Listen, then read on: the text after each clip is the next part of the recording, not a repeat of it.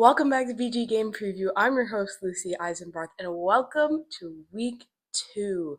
Not just high school football this week, but we've got a big matchup in college football too, starting with high school. We've got Bishop Garrigan versus Riceville this week. And this weekend is the CyHawk Matchup, the long-awaited Iowa State game that everyone looks forward to every single year. We're going to get right into it, and make sure to like, subscribe, and comment down below. I'd also like to say thank you so much for all the support on the last video.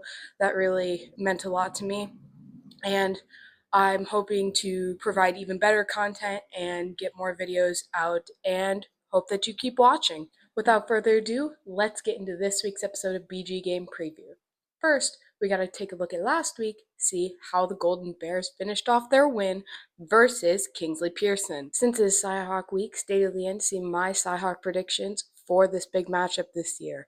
It's going to be close. To start this episode, we're going to take a dive into Bishop Garrigan's win versus Kingsley Pearson and what all happened in this game. Fortunately, Garrigan's stats aren't uploaded to Bound, so I cannot see passing yardages, individual player stats, and things of that matter.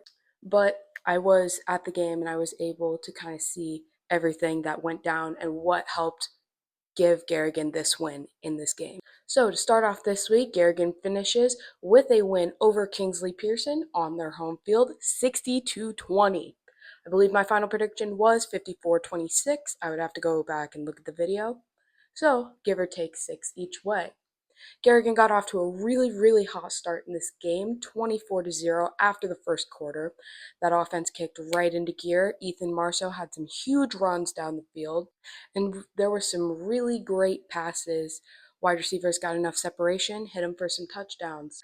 As well as the offense getting immediately comfortable in this first game, the defense also looked very comfortable and very put together. Everything clicked, and they were able to shut them out in the first quarter.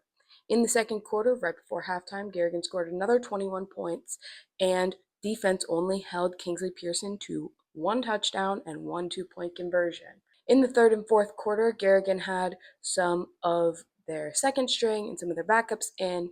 We even saw backup QB Jared Graves get into the game towards the end and throwing a touchdown in the third quarter. We also saw some other freshmen get some good plays. Jack Muller with a big catch, and Carter Sink with a rushing touchdown. Again, I don't have exact stats, so I cannot tell you exactly what happened, but I do remember these key moments from the game. 8 of Kingsley Pearson's points came in the second quarter, and the other 12 came in the third.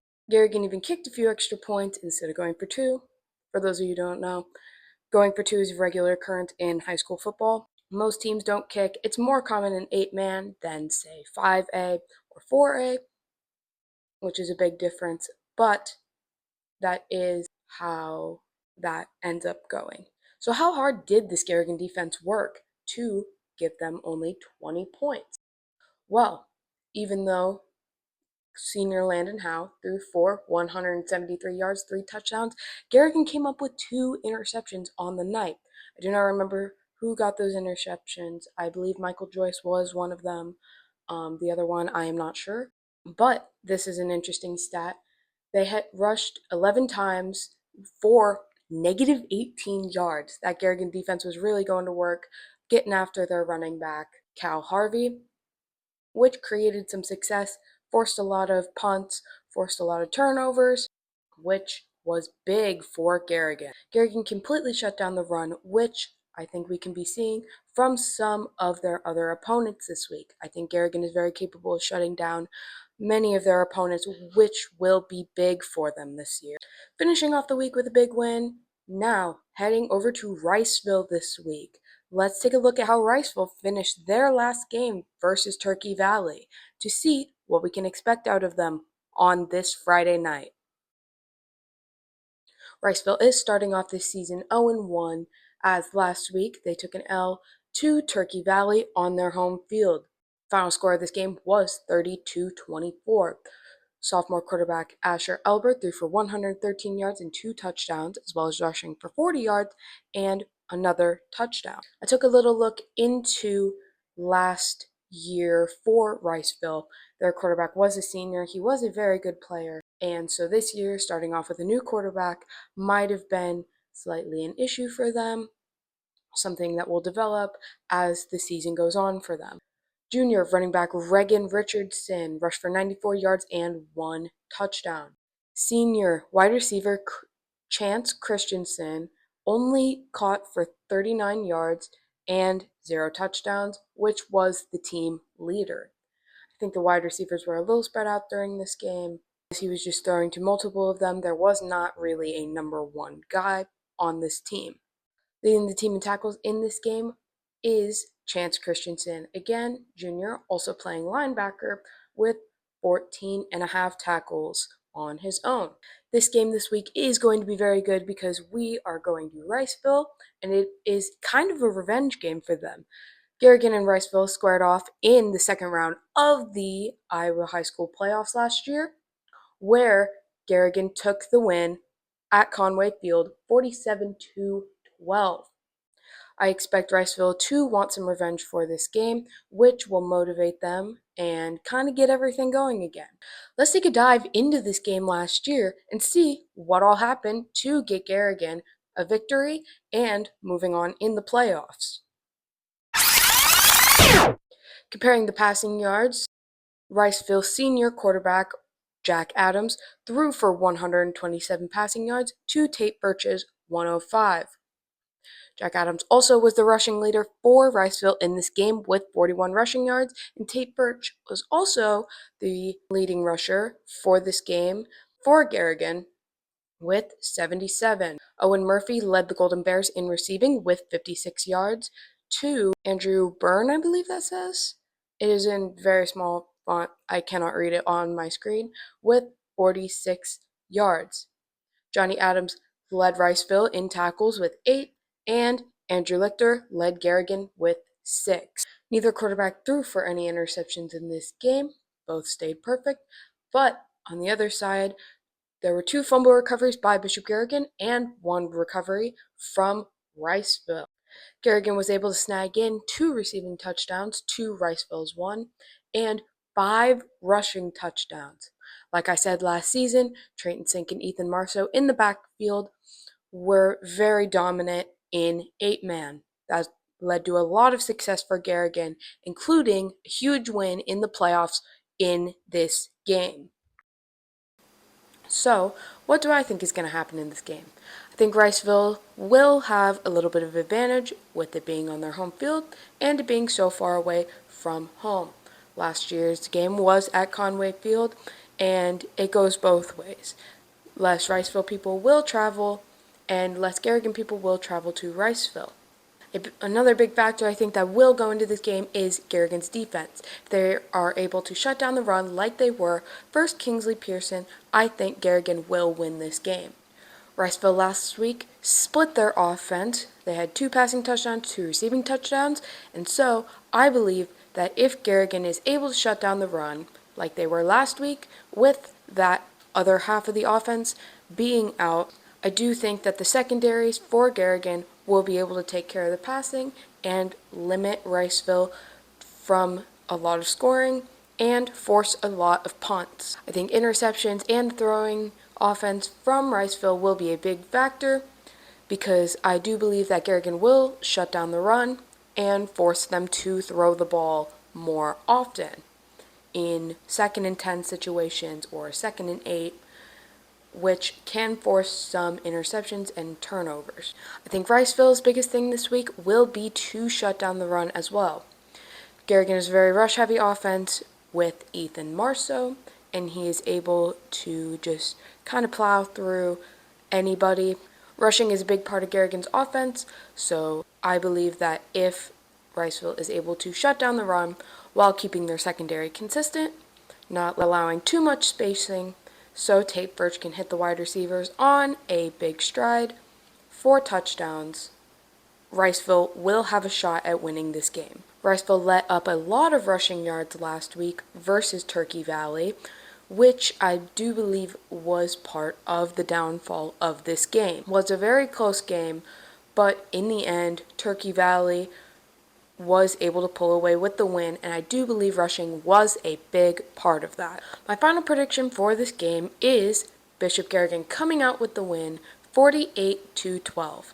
Garrigan will be the only team wearing black and gold winning this weekend. What leads to this prediction is I do not believe that Riceville will be able to stop Garrigan's running offense, and I think Garrigan's ability to stop the run will play a huge factor in this game, like I had said previously. Now it's the moment you've all waited for. These are my CyHawk predictions. I'll be breaking down Iowa State and Iowa's wins in week 1 before giving my predictions for this long-awaited CyHawk matchup. Starting off with Iowa State's win over South Dakota this week. Quarterback Rocco Beck threw for 278 yards and 1 touchdown. Former Algona High School quarterback Alex Mansky even got in the game, completed 4 of 5 passes for 28 yards, and also had a rushing touchdown on the ground. Garrigan and Algona are rival high schools, but it is cool to see someone from your hometown get into college and make some big plays, make some scores, get into the game. Rushing in this game was kind of all over the place for Iowa State. We had tons of guys running the ball. Dylan Lee came into the game later on, rushed 13 times for 81 yards and 1 touchdown. Alex Mansky got a rushing touchdown, like I said earlier. Abu Sama had 3 carries for 23 yards and 1 touchdown as well. That's not what created the success for Iowa State in this game. It was their amazing passing offense, receiving, the whole works. We had tons of receivers in this game, and almost all the tight ends got in on the action. Number 84, Gabe Burkle with 4 receptions for 85 yards and 1 touchdown. Brett Eskildsen, I do not know how to say that. I apologize. Had 2 catches for 77 yards. Benjamin Bramer, number 18, had 7 catches for 47 yards and 2 touchdowns on the day. Those 2 touchdowns were big, as one came early, and I think he got another one before halftime. Another big thing for Iowa State this week was their defense. Jamison Patton got an interception, as well as Nick Reinke did in the second quarter. Iowa State's defense was also able to force a lot of punts for South Dakota this week. Iowa State's punt returner Aiden Flora had 2 punt returns for 117 combined yards, the long being 66. One of them was counted as a touchdown that was recalled later on after review, which was okay because it gave Iowa State great field position, which I do believe we scored on that drive. Speaking of special teams, kicker Kyle Conradi had 2 field goals, one of them being 63 yards long. That is a Jack Trice record, an Iowa State school record, and it was so amazing to see. The old record for Iowa State was 58 yards, and the old Jack Trice record for longest field goal kicked in Jack Trice Stadium was 62. I believe that record was set by an Army kicker. I don't remember when, but I do remember which team it was. Overall, an amazing game by Iowa State. Everything seemed to click. The offense was moving. The defense was shutting down South Dakota, forcing punts, getting interceptions. Overall, a show-stopping game. Iowa State wins this one 55-7 versus South Dakota for their home opener at Jack Trice.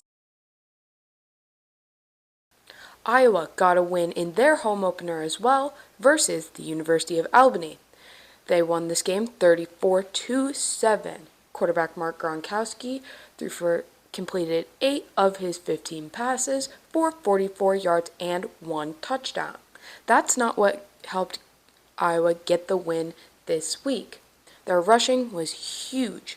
Running back Xavier Williams carried the ball 11 times for 122 yards and 1 touchdown, followed by running back Terrell Washington Jr. with 69 yards on 15 carries. Iowa also had some other people rushing for a good chunk of yards. Iowa's receiving was all over the place as Mark Gronkowski did not throw for very many yards. A lot of them seemed to be checkdowns looking at the numbers. The leading receiver in this game was Jacob Gill with 1 reception for 13 yards. Iowa didn't throw the ball very much, and when they did, they threw it to someone different every time for minimal amount of yards. Iowa's defense was able to hold Albany to only 7 points this week. A lot of Iowa scoring came in the second half, as at halftime, I believe the score was 7-10, Iowa leading. This game will be very interesting this week, as Iowa State was very pass-heavy in Ireland as well as at their home turf versus South Dakota. Iowa was very run-heavy with very minimal passing from Mark Gronkowski. Each year I seem to notice that the offenses both have different strategies, which always makes this game very, very interesting. This game really will be which defense can make less mistakes. The Iowa defense is very strong and very good. It is a matter of if Rocco Beck can pick it apart with him and his wide receivers. We're going to have to see some very clean routes from the tight ends, from Xavier Townsend, Chase Sowell, Gabe Burkle. Someone will need to be open at all times and get enough spacing to move the ball down the field and to ultimately win this game. Any opportunity you can take to score, you have to. Otherwise, the defense will shut you out. That is a trend that I see in this game usually. The Iowa State defense is going to have to keep it together this week too, especially with stopping the run. As we saw, that was a big part of Iowa's offense last week, almost all of it. This game the past 2 or 3 years has been very close. 2 years ago, the game was at Jack Trice and Iowa came away with the win, and last year, I even remember the score, Iowa State came away with the win in Iowa City, 19-20. A big game-winning field goal from Kyle Conrady led to Iowa State's win in this game, as well as a game-sealing interception from Jontez Williams. This year, the game is back at the Jack, and my final score prediction will be Iowa State 27, Iowa 24. I do think Iowa State's receiving will be able to pick apart Iowa's secondary, though it is very good. Iowa's running will lead them to their 24 points, but will not be able to stop Iowa State from getting the win in this game. This will be a big defensive battle, almost in a sense a challenge of who can make less mistakes on the defensive side of the ball. I would also like to say, though I am an Iowa State fan, no, this is not swaying my prediction. I do think that Iowa has looked worse in their season debut than Iowa State. Iowa State does already have 2 games under the belt, one against Kansas State in Ireland, and another one versus South Dakota, which just happened this past weekend. I do think that Iowa State worked out all of the kinks that led to the mistakes in Ireland last week versus South Dakota, and I think that this year they will be ready for this Iowa game. A rivalry game like this will always be close, but I do think that Iowa State will struggle less this year and will come out with a huge win to start 3-0 this year. Iowa will start 1-1. To end off this video, I wanted to give some shout-outs to some of the other fall sports. Things that I won't cover, but I will shout out at the end of videos to tell you how everyone's doing. Starting off with cross country. Julia Swift finishing 7th at the Spencer Meet top 10 finish for her with a time of 21:47.8. That's really good for the beginning of the season. Rachel Kale and Emma Kolash finishing 36th and 37th with times of 25:24.7 and 25:25.4. Both great finishes for the freshman runners. Finally, for girls cross country, Sheila Redding coming in 54th with a time of 28:43.3. All great finishes for the first meet of the year for the Bishop Garrigan Golden Bears girls cross country team. For boys cross country, we've got Caden Buckner finishing in 51st with a time of 20:55. Behind him, we had Corbin Darland finishing in 70th at this meet with a time of 24:33. All great finishes for the cross-country runners and a good start for the season. Another big shout out to Tate Birch for making Mr. IA football preseason watch list. I wanted to cover this in the last video, but the results had come out for the watch list after I had filmed it. I'm mentioning it now as that is a very big achievement, and hopefully he has a shot of winning it for a Class 8 man this year. The final shout out I want to give is to the Bishop Garrigan volleyball team as they beat Belmont Clemmy 3-0, won all 3 sets in their first matchup this season on the road. Great win for the volleyball team and a push in the right direction for the rest of this season. With that being said, that is the end of this week's episode of BG Game Preview. Make sure to like, subscribe, follow my Instagram down below in the subscription, and I hope you all have a wonderful day. This is Lucy Eisenbarth signing off on BG Game Preview.